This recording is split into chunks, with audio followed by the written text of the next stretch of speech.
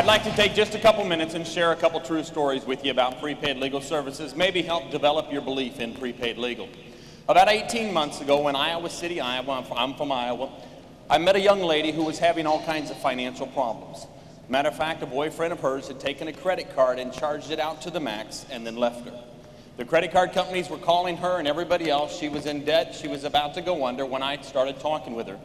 We sold her a prepaid legal membership, folks. On a courtesy referral, she was talking to the attorneys. As she was talking to the attorneys, I had the opportunity to watch a tear come out of her eye. A tear of hope came running down her cheek, and she looked at me as she was hanging up the phone, and she said, "Mr. Walker, God must have sent you." I told her, "You put that in writing and I'm out of here." About 3 months later, I went back to this young lady's house, and I was sitting down, and when I knocked on the door, she said, "Mr. Walker, you got to come in. I've got to show you something." I said, "All right." I went in, I sat down, and I was playing with her little 5-year-old boy. And she come out of the back bedroom with a will in her hand. And she said, "Mr. Walker, they wrote my will. They did what you said they would do." And folks, that right there, prepaid legal would have never had to pay me a dime for that sale right there. I went back out to my car, and I got on the phone, and I called Mike Little, Mike and Nancy Little, some of the greatest people in prepaid legal services, and I said, "Mike, let me tell you a true story." And he said, "All right." I said, "Mike, back in 1970, in a town called Peoria, Illinois, there was a family there called the Nolenbergs. The Nolenbergs had 11 children. In this family, Mike, one day the father woke up and decided he didn't want anything to do with the family from that point on, and he left. The family never saw him again. Of course, the state of Illinois, in their wisdom, decided a few months later that the mother could no longer keep the kids. And they stepped in and decided they were going to take the children. The mother, Marie Nolenberg, went to hospital that night. She worked at the St. Francis Memorial Hospital in Peoria, Illinois. She took a drug overdose and killed herself. Folks, 11 children are now without a parent. That night, they put their clothes in the grocery bags and everything that they had, and the state took them out. The 3 youngest children, a 2-year-old, a 3-year-old, and a 5-year-old, the state decided to keep together as long as possible. So they started moving those 3 children together around from home to home to home. One night in one of the homes that they were in, the man in that home, in a fit of rage, started beating on the little, at this time, 3-year-old girl. And he beat the girl severely.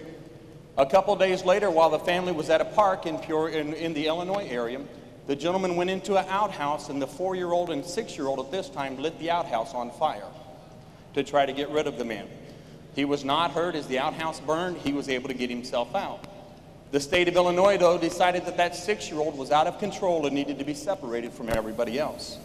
So they started moving him then from home to home. That 6-year-old, even to this day, has never seen any of his brothers and sisters. Folks, that 6-year-old could tell you he knows what it feels like to sit on a curb waiting for the social worker to come and pick you up because the family just doesn't want you anymore. Folks, that 6-year-old went for the next 3 years in and out of homes until he found a home in Effingham, Illinois, called the Walkers. The Walkers opened their home up and said, "Mr. Walker," or Bill at that time, "Billy, we love you. We'll take you in." And about a year later, they adopted Billy Nolenberg and changed his name to Billy Walker. That is me.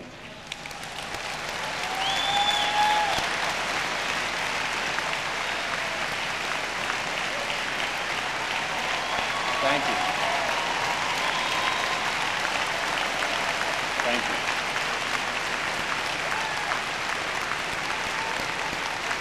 Thank you very much. Folks, those parents, the state of Illinois said, "Listen, this young man is out of control. You better put him on medicines and everything else to control him." However, a church family, they said, "No, we won't put him on medicines. We'll discipline him and we'll focus his energy. We'll try to train this young man." And they taught me, folks, to work hard and never quit. The reason I'm telling you this story, folks, is out of the 9,000 people that are here today, many of you probably have not done your will yet. You have not protected your family. Money is not near as important as family, folks. You better go get your will. And the second point I'd like to make it to you tonight is simply this here. To the world, you may be one person, but to just one person, you may be the world. Thank you.